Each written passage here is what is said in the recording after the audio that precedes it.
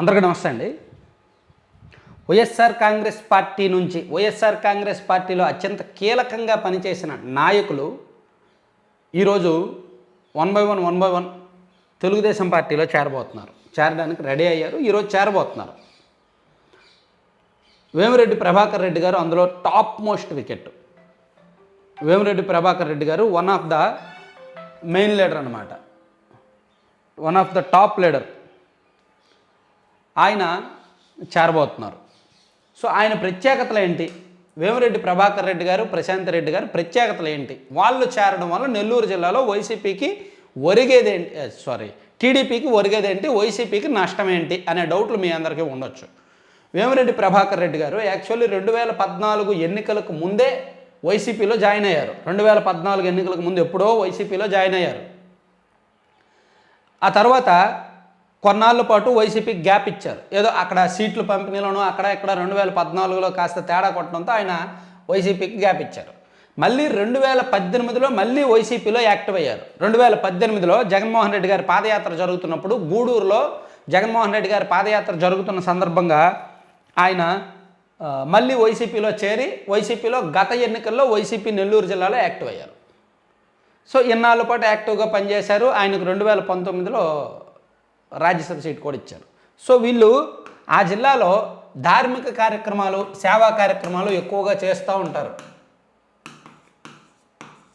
అంటే తాగునీరు నెల్లూరు జిల్లాలో చాలా గ్రామాలకు, చాలా నియోజకవర్గాల్లో గ్రామాలకు తాగునీరు వీళ్ళ ట్రస్ట్ ద్వారా, అలాగే విద్య, పేదలకు విద్య, అలాగే వైద్యం లాంటి సదుపాయాలు, ఇలా అనేక సేవా కార్యక్రమాల్లో ఇన్వాల్వ్ అయి ఉన్నారు గత కొన్ని సంవత్సరాలుగా. సో దానివలన వీళ్లకు సొంత ఓట్ బ్యాంకు క్రియేట్ అయింది. ఉమ్మడి నెల్లూరు జిల్లా పరిధిలో ఒక 5 నియోజకవర్గాల్లో నెల్లూరు రూరల్, ఉదయగిరి, వెంకటగిరి, ఆత్మకూరు లాంటి నియోజకవర్గాల్లో వీళ్లకు సొంత ఓట్ బ్యాంకు క్రియేట్ అయింది. సో ఆ ఓట్ బ్యాంకు ఉన్న కారణంగా వీళ్లకు ఆ జిల్లాలో విలువ ఉంది. ఈ ఫ్యామిలీకి, వేమిరెడ్డి ప్రభాకర్ రెడ్డి గారికి కానీ వీళ్లకు ఆ జిల్లాలో వాల్యూ ఉంది. పైగా ఎక్కడ కాంట్రవర్సీస్ లేవు, పెద్దగా ఎవరితోనో వివాదాలని, లేదంటే రాజకీయ పరంగా మరీ ఎక్కువగా దూకుడుగా ఎదుటి వాళ్ళని టార్గెట్ చేస్తారనో అటువంటి వివాదాలు లేవు. బీభత్సంగా కరప్షన్ చేశారు, అది చేశారు, ఇది చేశారని సిబిఐ, ఈడీ లాంటి పెద్ద పెద్ద కేసులు లేవు. కాకపోతే ఉన్నదంటే ఏంటంటే ఆయన ఒక లాబీయిస్ట్. వైఎస్ఆర్ కాంగ్రెస్ పార్టీ తరఫున అత్యంత కీలకమైన పెద్ద వ్యవహారాలు, తెర వెనుక వ్యవహారాలు నడిపించారు. ఆ మధ్య ఆంధ్రజ్యోతిలో వార్త కూడా వచ్చింది, మనం చూసాం. టీటీడీకి సంబంధించి ఢిల్లీ పెద్దలతో కొన్ని అవి జరిపించారు, న్యాయ ప్రముఖులతో జరిపించారనే వార్తలు కూడా వచ్చాయి, మనం చూసాం. సో ఆ లాబింగ్ చేయగలరు. ఇంటర్నల్ వ్యవహారాలు చాలా చాకచక్యంగా చక్కబెట్టగలరు. అక్కడ వరకు ఆయన దిట్ట. సో కార్పొరేట్ వ్యవహారాలు, కార్పొరేట్ బిజినెస్లు, ఒకవైపు ఉన్నత స్థాయిలో కార్పొరేట్ వ్యవహారాలు, కార్పొరేట్ బిజినెస్లు ఉన్నాయి. మరోవైపు గ్రౌండ్ లెవెల్లో, క్షేత్రస్థాయిలో ప్రజల్లో మంచి పేరు ఉంది.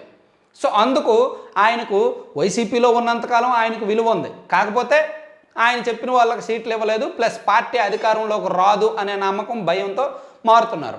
టీడీపీలోకి వస్తున్నారు కాబట్టి టీడీపీ శ్రేణులు కూడా వాళ్ళను పాజిటివ్గానే ఆహ్వానిస్తున్నారు. అయ్యో ఈయన మా పార్టీలోకి వస్తున్నాడు, అనవసరంగా వస్తున్నాడు అని ఎవరు ఫీల్ అవ్వట్లా. ఆయన రావాలని కోరుకుంటున్నారు. నెల్లూరు జిల్లాలో అభ్యర్థులందరూ కూడా ఆయన రాక పట్ల సంతోషంగా ఉన్నారు. సో ఇది వీళ్ళు. సో ఈరోజు జాయిన్ అవ్వబోతున్నారు. నెల్లూరులో సభ పెట్టి చంద్రబాబు గారి సమక్షంలో టీడీపీలో చేరబోతున్నారు. సో ఇక నెక్స్ట్ ఈయన గురించి చెప్పుకుందాం. లావు శ్రీకృష్ణదేవరాయలు. శ్రీకృష్ణదేవరాయలు గారు కూడా చాలా ఇంపార్టెంట్, చాలా మంచి వ్యక్తి, మంచి లీడర్, వివాదాస్పదుడు.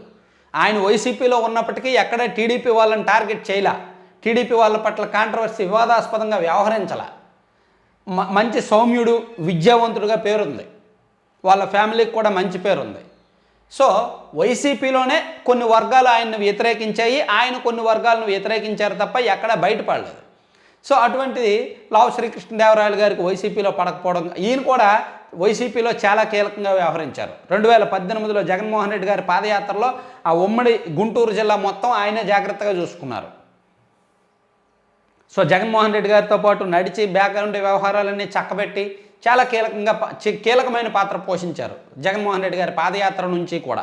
సో అటువంటిది కొన్ని డిస్టర్బెన్స్ల కారణంగా ఆయన వైసీపీ నుంచి బయటకు వచ్చి టీడీపీలో నరసరావుపేట ఎంపీ అభ్యర్థిగా టీడీపీ తరపున పోటీ చేయబోతున్నారు. ఆయనతో పాటు జంగా కృష్ణమూర్తి గారు, ఈయన బీసీ నాయకుడు, యాదవ్ సామాజిక వర్గం. ఈయన కూడా వైసీపీ ఎమ్మెల్సీ ఇచ్చింది కానీ ఆయన టీటీడీ చైర్మన్ పదవి ఆశించారు, అది రాలేదు. ఇంకా కొన్ని ఇబ్బందికర పరిస్థితులు ఉన్నాయి, నియోజకవర్గంలో ఇబ్బందులు అవి ఇవి. సో ఆయన కూడా టీడీపీలో చేరబోతున్నారు, ఆయన కూడా కీలకం. సో ఈయన నరసరావుపేట ఎంపీ అభ్యర్థిగా పోటీ చేయబోతున్నారు. ఈయన గురజాల నుంచి కానీ లేదా నరసరావుపేట నుంచి కానీ అసెంబ్లీకి పోటీ చేయబోతున్నారు టీడీపీ తరఫున. ఈ రెండు ప్రస్తుతానికి కన్ఫర్మ్ అయ్యాయి. ఇది వీళ్ళకి సంబంధించి. ఇక మరో నాయకుడు వసంత కృష్ణప్రసాద్ గారు, వసంత నాగేశ్వరరావు, వసంత కృష్ణప్రసాద్, వీళ్ళ ఫ్యామిలీకి కూడా ఉమ్మడి కృష్ణా జిల్లా పరిధిలో పట్టుంది. వీళ్ళ ఫ్యామిలీకి గత కొన్ని దశాబ్దాల రాజకీయ చరిత్ర ఉంది. సో ఇన్నాళ్ళు యాంటీ టీడీపీ, యాంటీ చంద్రబాబు గారు అనే రాజకీయంలో ఉన్న ఈయన వైసీపీలో జరిగిన పరిణామాల పట్ల, వైసీపీలో జరిగిన అవమానాల పట్ల హర్ట్ అయ్యి ఈరోజు తెలుగుదేశం పార్టీలో జాయిన్ అవ్వబోతున్నారు.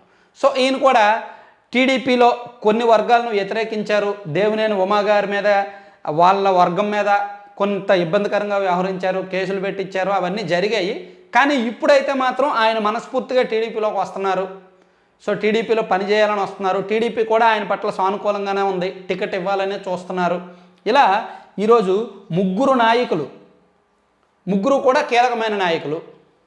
ముగ్గురేంటి, నలుగురు, జంగా కృష్ణమూర్తి గారితో కలుపుకుంటే నలుగురు నాయకులు వైసీపీ నుంచి టీడీపీలో చేరుతున్నారనమాట. సో ఈ ప్రభావం ఖచ్చితంగా ఇప్పుడు వేమిరెడ్డి గారి ప్రభావం ఖచ్చితంగా ఉమ్మడి నెల్లూరు జిల్లాలో ఉంటుంది. అలాగే లావు శ్రీకృష్ణదేవరాయలు గారి చేరిక ప్రభావం ఖచ్చితంగా నరసరావుపేట పార్లమెంటు పరిధిలో ఉంటుంది. నరసరావుపేట పార్లమెంటు పల్నాడు యాక్చువల్లీ ఏకపక్షం. పల్నాడులో ఉన్న రాజకీయ వ్యవహారాలు అది ఇది మనం చూసుకుంటే వైసీపీకి యాక్చువల్ ఈజీ. కానీ ఇప్పుడు అనిల్ కుమార్ యాదవ్ గారికి ప్లస్ లావు శ్రీకృష్ణదేవరాయలు గారికి జరిగిన పోటీలో వ్యక్తిగతంగా చూసుకుంటే లావు శ్రీకృష్ణదేవరాయలు గారికే మంచి పేరు ఉంది వ్యక్తిగతంగా.